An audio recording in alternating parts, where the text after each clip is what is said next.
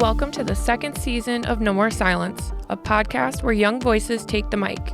Each month, we sit down with high school and college students, local educators, and community leaders from Toledo to share real stories, raw emotions, and honest conversations about life, community, and everything in between. No More Silence hopes to highlight the change makers in our community, and in every episode, you'll hear real stories of grief, healing, and resilience from high school students who are speaking up about the pain, the loss, and the strength it takes to move forward. These aren't just stories, they're truths that matter. This is more than a podcast, it's a space to be heard, it's a space to be human. This is No More Silence. My name is Shaima Abdul Halim. And I'm Amanda Hatton. Let's get started.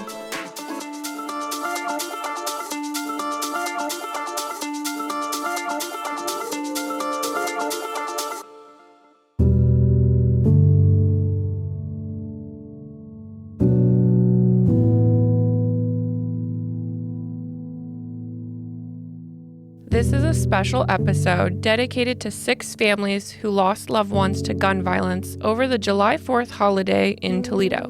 In a statement to the community immediately after the tragedy, Mayor Wade Kapsakavage said, "These deaths tell a heartbreaking story, a story of too many families grieving, a story of trauma that stretches far beyond the victims." He goes on to say, "Violence like this can make us feel angry, afraid, even hopeless. But we cannot give up on each other. We cannot give up on our neighborhoods, and we will not give up on Toledo." This is the 10th year of Fearless Riders, and every year students have written about the impact of gun violence on their lives. As a culture, we avoid talking about grief, so feelings never get to be expressed. We wanted one episode dedicated to youth expression of grief and not be afraid to talk about death. This episode is an opportunity for youth to remember loved ones who have been lost and to learn from community experts about why the ritual of remembrance is important to individual and community healing.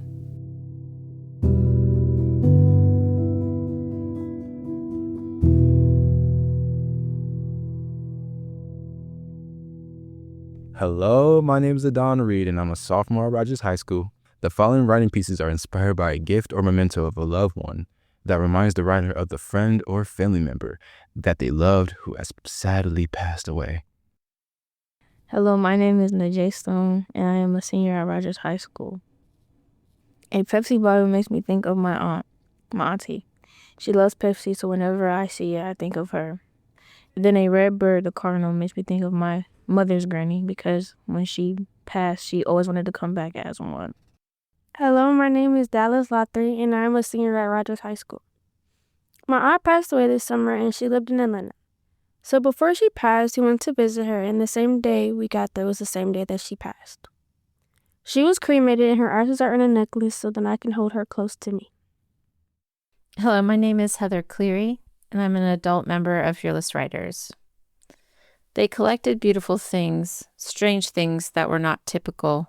I wonder if this was an acceptance of how they too were not typical. My grandmother was beautiful, curly blonde hair, hazel eyes with high cheekbones, and an hourglass figure. But she was short, barely 5 foot tall. I imagine she was overlooked a lot because of her height. Her intelligence was also not always appreciated, being a woman at a time when women were ideally quiet, ideally caregivers. To smart husbands and bright sons, I am not sure why I gravitated to this tiny, beautiful object. I suppose it reminds me of her. The title of that is my grandmother's pepper grinder. Hello, my name is Unique Light, and I am a sophomore at Rogers High School. The beauty of having something passed down to you is so meaningful. To know that they are thinking of you during their last days is something beautiful just to know and to remember. Whenever you look down at something passed down to you, something to cherish the memories that you have during their life. My name is Skylar. I'm from Rogers, and I'm in the 10th grade. My nana who passed away gave me a small teddy bear that I still sleep with to this day. She also bought me a pair of boots that I actually liked but I got bullied for badly in the 7th grade for wearing them because they weren't name brand. But I also still have those to this day. My name is Nina. I'm in 10th grade and I go to Rogers High School.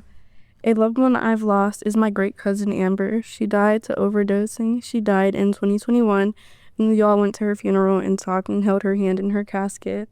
Unfortunately, I wasn't very close to her the same way my cousins were, but I was close to my cousins. I didn't really grieve, but I watched as the people around me did so.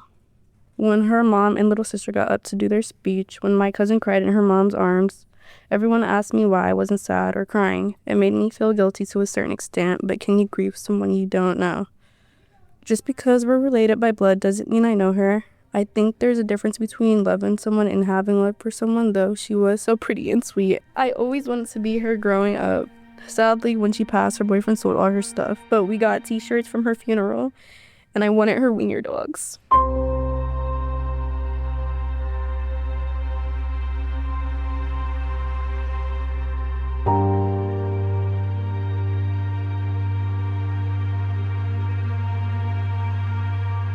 Alexandria Lynch, Rogers High School. Right before Finn's family moved to his new neighborhood, him and his parents took a visit to the hospital his uncle was in. His Uncle Terry was suffering from some disease. Finn never got to know what it was because everyone refused to tell him. Sometimes Finn would try to figure it out himself. What makes you cough really hard and makes your throat hurt? Though in the end, it was no use. That day they visited Terry in the hospital. Finn was excited to share all the cool comic books he read, excited to tell him about his life, excited to see Uncle Terry. When Finn approached the bed, he smiled down at his uncle, clutching his comics. "Uncle Terry," Finn exclaimed joyously. "Finn, don't disturb him," his mother growled, shooing him away with her hand. "It's fine, Christine," Terry coughed up, smiling right at Finn. "How are you?" "I'm great. I read this Batman comic book. It's so amazing, and Finn began to ramble, holding up his comic until Terry interrupted. "Wait, I have something for you," Terry gasped out, reaching into his bag on the floor. He pulled out his vintage comic with a cough and a groan, nonetheless smiling. Finn immediately grasped the comic. Finn's eyes were wide in awe, fingers tracing the cover. He was so happy he didn't even hear the heart monitor flatlining.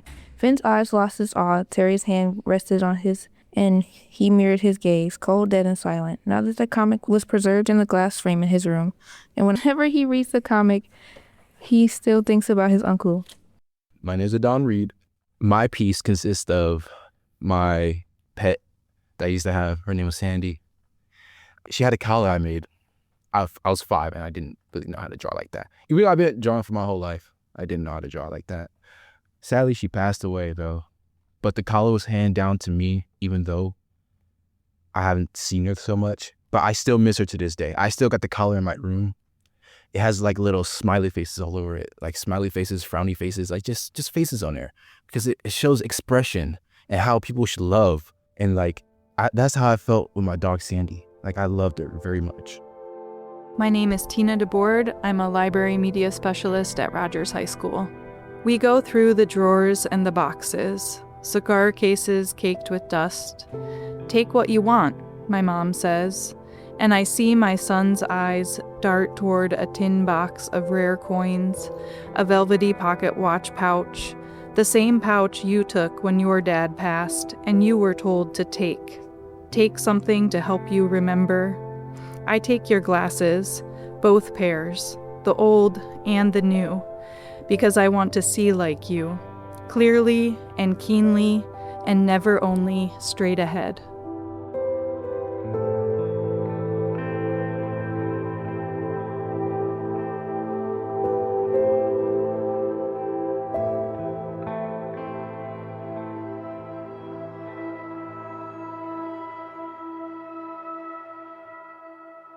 Joining me today are Muren from the Monarch Grief Center and Shayna from Good Grief. Welcome. Thank you for having us. It's a privilege to be here. Muren, do you want to tell us about yourself? So my name's Maren Simon. I'm the clinical director, one of the grief counselors with Monarch Grief Center.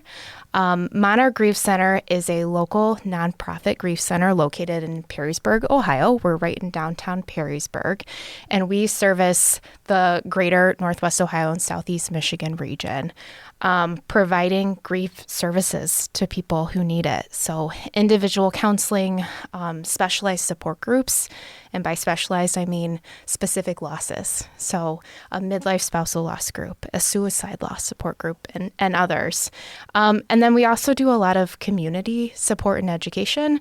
So providing support to businesses, schools, organizations who might be experiencing a loss as a community as well. And Shayna, how about yourself? Hi, I'm Shayna Sadowski. I am representing Good Grief of Northwest Ohio. My role is a school program coordinator, so I am running our grief support groups for children, students in schools K through 12. And so Good Grief of Northwest Ohio is another grief support nonprofit in our area that specializes in children's grief. And so we support children, but also their adult caregivers in peer support groups, which means that we do not do counseling or therapy. However, peer support groups in their simplest form are there as a support so people feel less alone in their grief. Okay, so why are tributes and memorials important to individual and community healing? So tributes and memorials are important to individuals and communities for several reasons. I mean, it's a powerful, meaningful way for us to provide a space for people to not just grieve individually, but as a community. I think about the term collective grief, which just means the importance of us having collective rituals, a place to publicly mourn together, having spaces that we can share in an effort to not just grieve ourselves individually, but together. So a couple different factors come to mind as to why these are important. First and foremost, a place for us to acknowledge the loss that's happened. So giving us the space to say that person's name, not be silent about it, to talk about what happened and have an open dialogue as a community. It provides a space, again, for shared mourning. So this can help lessen feelings of isolation, loneliness, and shame, which are all too common in grief. It gives us a time and space to recognize this person's legacy and their impact. So what did they mean to us? What did they give to us? And offer a time to reflect on memories as well. And then lastly, I think as a community, it also helps us foster resilience and unity by showing, okay, we're acknowledging this loss as a community. We're not hiding it. We're not being silent about it, and therefore can honor this person's life well. What are things that individuals and communities can do to support those who are grieving from a loss caused by violence? Yeah, we recognize it can be challenging to know what to do. In fact, society tells us, don't say anything at all because that's what's best. Because if I say something, then it's going to be the wrong thing. And so we know that a loss due to violence is really challenging because we can't necessarily change what's been done, and we can't necessarily fix the way that it makes you feel. And so we have some things that really you can do with any loss. For anyone who's grieving, you can support them by listening without judgment. People want to be able to express their feelings without needing to fix or minimize their pain or their grief. And so it's really important that we just sit and listen and understand that this is their perspective and their feelings. Also, acknowledging the trauma. Violence it's scary. It adds so many layers of shock, anger, confusion, and your sense of safety really is impacted. And so there's many levels that make it difficult for us to try to support what's happened. Offer practical or more tangible help, things that people have to do every day, regardless of what's happened, but it has to get done. Things like eating, so providing meals, maybe transportation for children that need picked up from school or taken to a sports event or something like that. Childcare offering, hey, I can watch little Johnny while you run to the grocery store, or just need some time to yourself. Helping with memorial arrangements, not just saying, call me if you need something, but letting them know, I can help with this. This is what I'm good at. This is what I would like to offer you. Creating safe spaces, like Maren had mentioned, having the sense of community. Really, that social support is so valuable. So holding vigils, circles, just open engagements where people can share memories, emotions, the process that they're challenging the questions, what happened. And oftentimes when there's a death due to violence, there will be ongoing court involvement, which means that this level of conversation will be at that emotional sort of response every time something new plays out in the news. Educate the community. So promote awareness about how violence affects others, the trauma on mental health. That's so valuable and important. And finally, support mental health access. So letting people know, connecting with a counselor or a therapist, places like Monarch Grief Center, places like Good Grief of Northwest Ohio. These are our local resources that help support the grief caused by many losses, including those by violence. Does grief look different when a loved one is lost to violence? So grief can certainly look different when someone dies by violence. I mean, grief looks different for every person, depending on a variety of factors, even when violence isn't included. But one very important factor to the grief process is the nature of how this person died. So the circumstances surrounding a death can certainly impact someone's grief process, make healing a bit more complex, maybe at times requiring specific support. So whether that's trauma-informed support, certainly grief-specific support, finding a specialized grief counselor. So when someone dies by violence, a person's grief may look different for a variety of reasons. Certainly, their grief may include trauma symptoms. So someone might experience flashbacks, nightmares, heightened anxiety, or a kind of a hypervigilance. I know Shayna mentioned that sense of safety certainly changes and alters. There's also a really strong sense of injustice. Something wrong has happened. Anger, helplessness, especially if there's any sense that it feels like this violence should have somehow been preventable. Shock and disbelief, which are common in grief, can certainly last longer when violence is a part of things, particularly if the death was sudden or public. Survivors may experience a sense of fear or mistrust, especially if the violence occurred in their community, where they live, where they go to school, the places that they spend their everyday lives. And then certainly the grieving process can be complicated, and Shayna mentioned this briefly, when there's legal proceedings, media coverage, which also sometimes then brings a sense of social stigma, where their grief might not be recognized by the public or community or welcomed, and can certainly complicate things. What suggestions do you have for school communities to remember students who have died? School communities play a crucial role in paying tribute and memorializing students who have died. There's so many ways that schools can take this on. I think it's important to recognize that here locally in Northwest Ohio, we have many high schools that have the partnership with the healthcare clinics. All of the TPS high schools have the partnership with Ohio Health Partners, which has medical staff and counseling and therapy staff right there in the building, which means that they're open for the community. So the idea that schools use their space as a place where community can come together is so valuable. So some ways that we have suggested to schools on how they can help support a student who has died is creating a memorial space, a bench, a tree, a mural, a garden can offer a lasting tribute where the community comes together to tend to this space and keep it clean and keep it as a peaceful space. Hosting a memorial event. So I like to encourage the school that wants to have a response, encourage a group of students to take that on as their own.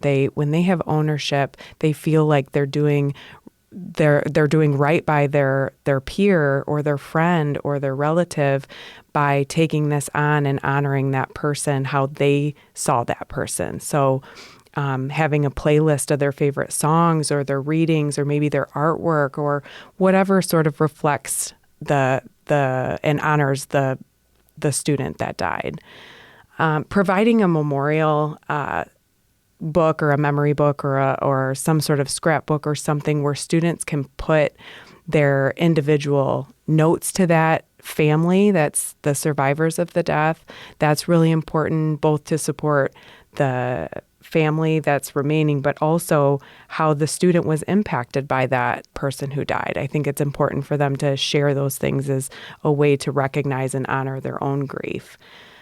Students also have had scholarships in their name, and I think the school is the one that facilitates that or offers that as a way to keep their name or their memory alive in a meaningful way.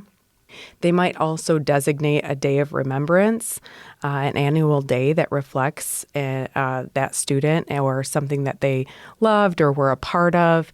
And then the community comes together, the school community comes together to support, encourage, and really reflect on the life of that student. Again, another way to memorialize that student. Offer counseling and support. So this is a great first step, I would say, when a student dies unexpectedly, or maybe they did expect that. I think it's important to reach out to our local resources like Good Grief of Northwest Ohio and Monarch Grief Center as additional supports, because when we look at grief support, especially with children, the more the better. We know that having multiple opportunities for kids to express their grief are so valuable, whether it's in a group setting, whether it's individually, and also how their adults recognize that their child can benefit from support. And then the last thing, involve the family as appropriate. Not every family is in a space where they want to be present and, be made to feel like all eyes are on them. And so this is very individual, but involving the family and as much as possible as a way for them to see the things that their loved one, their student, did in the school environment, which they weren't a part of. So they get to learn a little bit more about their person that died as somebody that wasn't just a daughter or a son or a member of their family, but also as a friend, as a student.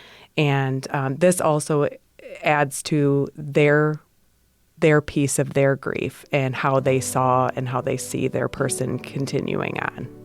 Thank you both for joining me today. Thank you so much for having us. It's always a privilege to be able to come and share about grief, about Monarch Grief Center and Good Grief of Northwest Ohio. Yes, we are so thankful for opportunities to talk about how we can all best serve the community, especially in grief, and come together as a grief-sensitive society and comfort and support to each other.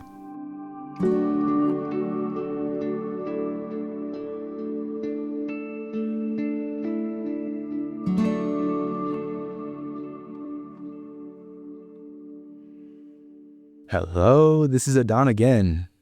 This is a short story inspired by a story by Kikla Magoon titled Out of the Silence. You died on a Friday. I didn't go to your funeral. We didn't know each other at all, and still, I think about you. I think about whether you saw it coming and whether it was painful. I didn't go to your funeral, but sometimes I wish I'd been bold enough. I wonder what you look like. or if the coffin was even open. But I'll try not to dwell on the morbid thoughts. I was curious, of course, but I didn't want to be one of those people who pile on to a tragedy. My name is Amia Daly. I'm in 10th grade and I go to Rogers High School. Hearing how the friend was in a crash reminds me of how people don't pay attention to the road. It makes me think of my life and how people I've known has gone into crashes. When she said that she didn't really get to know her, reminds me of how my uncle got into a car crash and I didn't really get to know him that well either. And it makes me realize how fast people can go. My name is Joseph Allison, and I'm a sophomore at Rogers High School.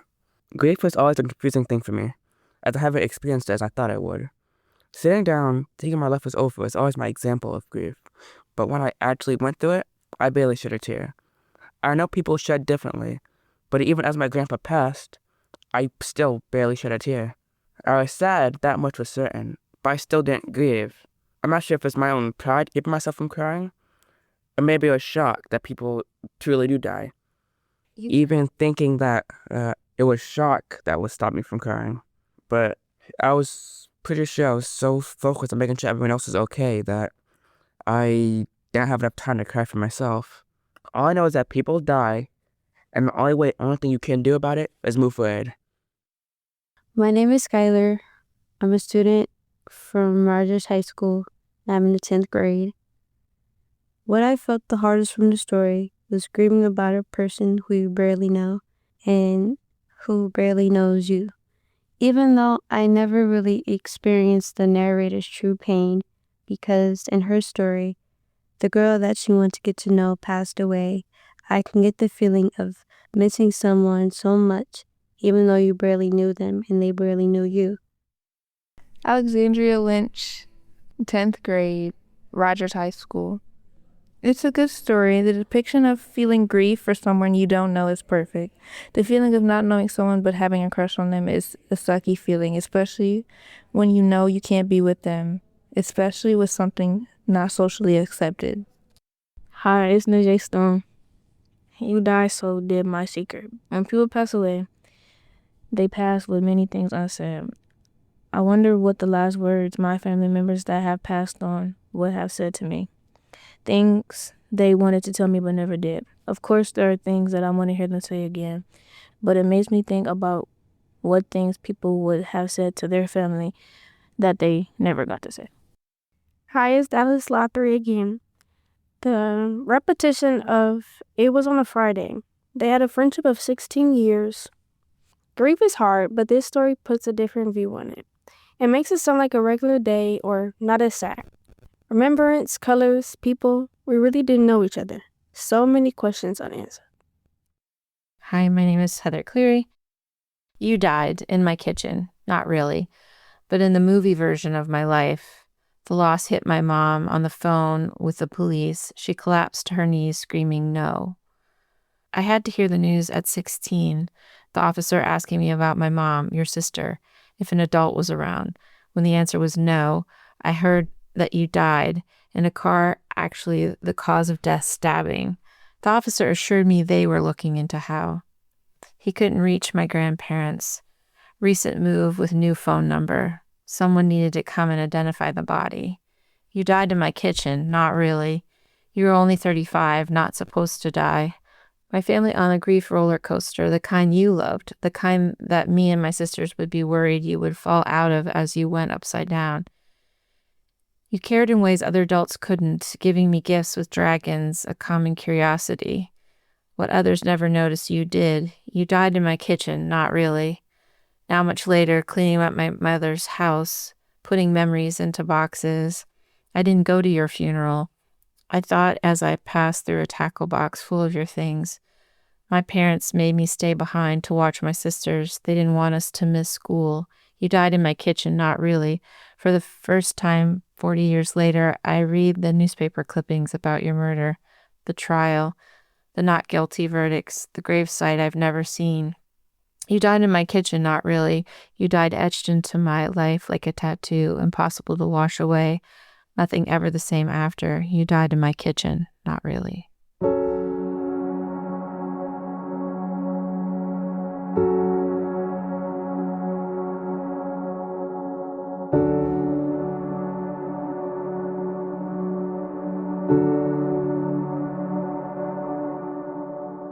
We know that listening to this episode could bring up uncomfortable feelings for the youth audience. We want you to know the resources available to you if you would like to talk about your feelings. Ask a teacher or adult in your building to link you to the mental health professional or health provider in your building. Each TPS high school has mental health support in the building for students.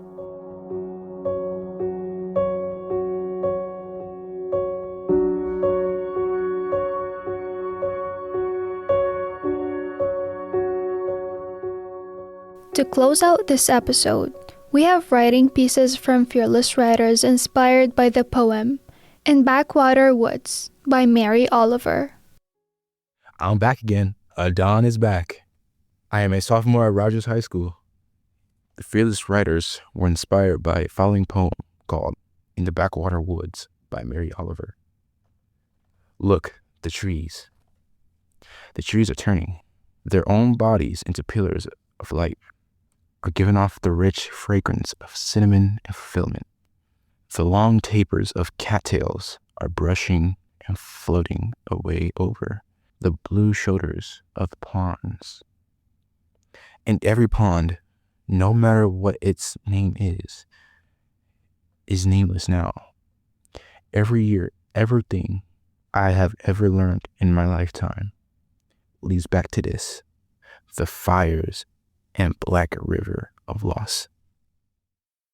Hello, my name is Najee Stone. Here is my written piece inspired by In the Blackwater Woods by Mary Oliver. Mortal. A couple months ago, I lost my Uncle Josh. This was such a shocker to the family. He was only 30 and he had the most beautiful smile. He was a joy to be around, and it doesn't feel right that he's gone now. But the word myrtle makes me think about him.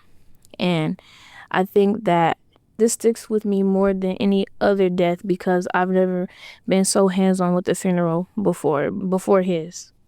Hello, my name is Dallas Latte, and I'm a senior at Rogers High School, and here is my writing inspired by Mary Oliver. Look, the trees are turning their own bodies into pillars of light, are giving off the rich urban of cinnamon and fulfillment. This quote puts me in the mind of fall or autumn. Cinnamon rolls are so sweet and warm like a hug. The smell of a cinnamon pumpkin latte can put you in the mind of your childhood. Playing in the leaves. People think of autumn as a time when trees die, but I see it as a time to celebrate the wonderful things that fall can offer. Hi, my name is Heather Cleary, and I'm a social work professor at the University of Toledo. And here's my writing that was inspired by Mary Oliver. Nameless now.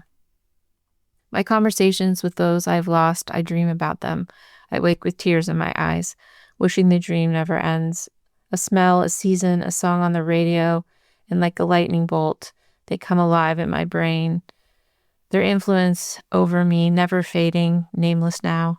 These conversations with the dead, in mind and heart only. No one knowing, no one seeing all they mean to me. My name is Mashaya. I go to Rogers High School. I'm 11th grade. The poem made everything eventually come to the end and cherish everything while we can. The present energy sends out the most. My favorite word is fulfillment. I do like to fulfill my promises and goals in a way possible and possible. With to use poems to inspire our writing using the vocabulary for other poems, the deep dimensions of AI. My name is Adon Reed. This is my piece inspired by Mary Oliver. Look at this. Years are gone by, and some things haven't changed. Now, should we look back at it? Never. Never at all. But the old rooms, we shouldn't look back. and the old telephone. No, we should never look back. We should never look down upon this. Changing can be hard. We will embrace this. Change will always happen. My name is Joseph Allison, and I'm a sophomore from high school. This is my poem on death. I think it's death anyways. Death is a river that flows along. Death is a song that goes on too long. Death is a knife that cuts through life. But even though that may be true, there isn't much that we can do. But through all of this, we strive and thrive. My name is Aaliyah. I go to Rogers High School and I'm a sophomore. In the Blackwater Woods. The way this poem makes me feel is that it's like stated when the time comes to let it go, which is very powerful to me because sometimes you just have to let stuff go and just let it happen because sometimes you have no control over things that happen. It's life and you gotta get over it someday. Just like it stated, you must be able to do 3 things. To love is what is mortal. To hold against your bones, knowing your life depends on it. Alexandria Lynch, 10th grade, Rogers High School. Enamored. I remember when I first felt enamored, like real love. Then I can't stop thinking about how much I love him type love. Infatuation. There's a line between infatuation. This line is blurred for some and straight for others. I remember when I first became infatuated. This I can't stop thinking about him type infatuation. Lines blur or some fade completely, but that doesn't change your feelings. That dopamine can feel like a punch to the chest or the warming of a heart. And when you experience both, you feel which one feels worse. Don't let that line whip around and hit you where it hurts, right in the soul. Hello, my name is Nita Adams, and I am a sophomore at Rogers High School. Rain, climate change, the earth once so bright and green. Now so dull and gray, sun once so bright and hot, nothing now cold, and trees so lively and fresh, now paper and books, earth the place we know as home gone. Why? Trees being burned and destroyed, icebergs melting from climate change, the faster earth is to dying, beautiful oceans and rivers now nothing but sand and dust, animals once so active and beautiful now nowhere to be found, heat waves killing grass and us, yet here we are with new iPhones and tablets, the world is ours to improve. My name is Skylar. I'm a student of Rogers High School. This is my poem that was inspired by Mary Oliver. As the leaves fall and they begin to change their color, I smell a scent like no other. Pumpkin spice, cinnamon, the smell of fresh warm blankets, holidays around the corner. I know the time of these particular fragrance. Fall, what is considered the best season of them all. Hi, this is Amanda again. This is a poem that I wrote. Loss changes everything.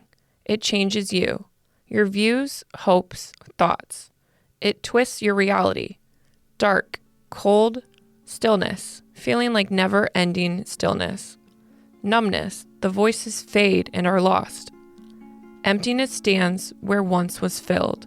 Regret, anger, confusion. It warps what was taken for granted, lost, gone, but never forgotten.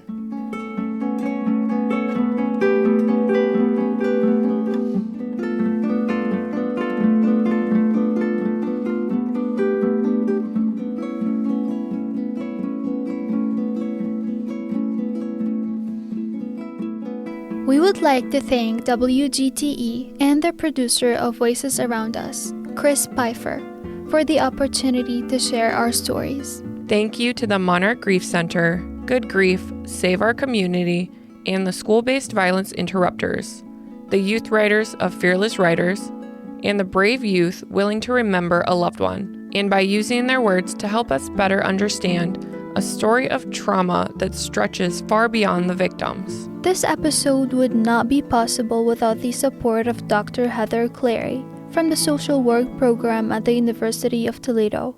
In episode 3, we will hear from Good Grief about the often used phrase, tough it out. To hear past episodes of No More Silence, go to wgte.org/No More Silence.